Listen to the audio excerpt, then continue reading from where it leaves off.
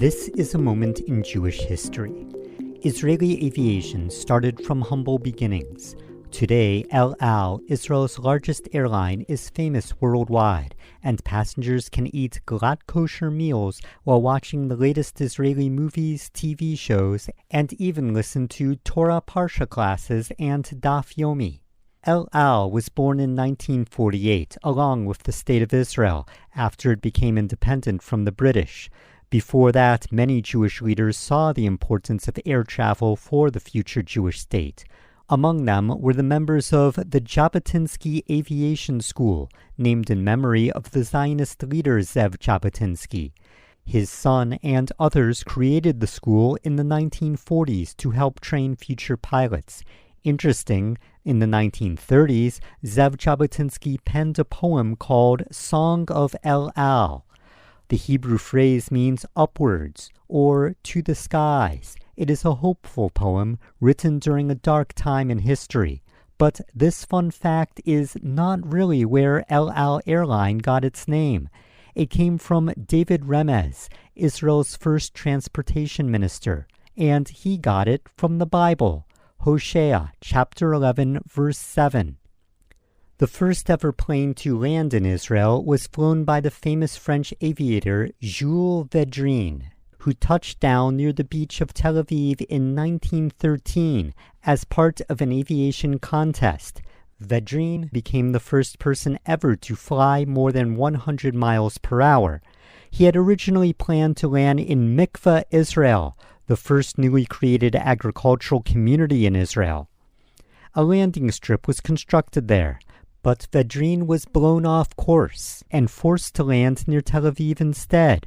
The next day, after repairs, he took off for Mikveh, Israel, where he was greeted by a large crowd in what was dubbed the first international airport of Israel.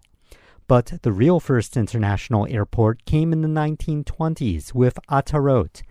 This moshav, just north of Jerusalem, was populated by young idealistic Jewish pioneers who had purchased the land. And Levi Eshkol, who later became Israel's prime minister, was one of the pioneers there. But in 1931, the British wanted to expand their military airstrip. They expropriated the Jewish farmland, demolished many of the homes, and uprooted fruit orchards.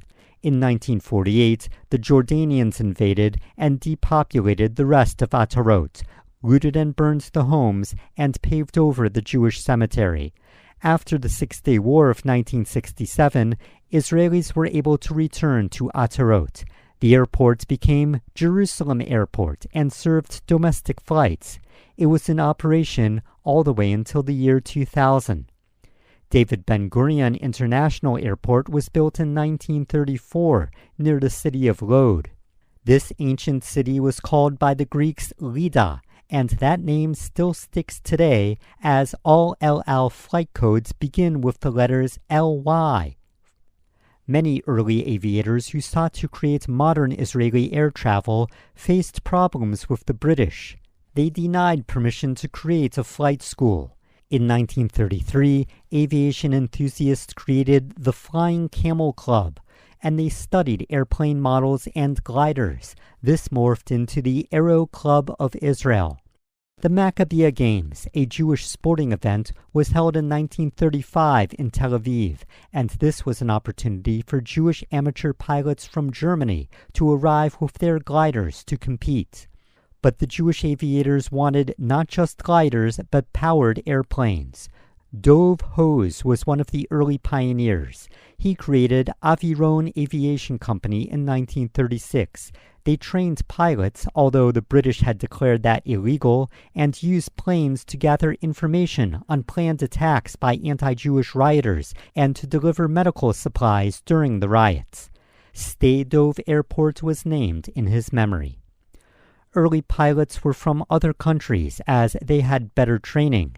Many were from Mahal, Jewish volunteers from abroad. One of these was an American Jew who served in the United States Air Force during World War II, named Al Schwimmer. His newly formed Schwimmer Aviation in California purchased and refurbished war surplus transport aircraft. Schwimmer wanted to do something to help his fellow Jews, especially after the Holocaust, and especially now that Israel was fighting the War of Independence. He got his fellow Jewish World War II vets and non-Jewish vets as well to help transport planes to fledgling Israel.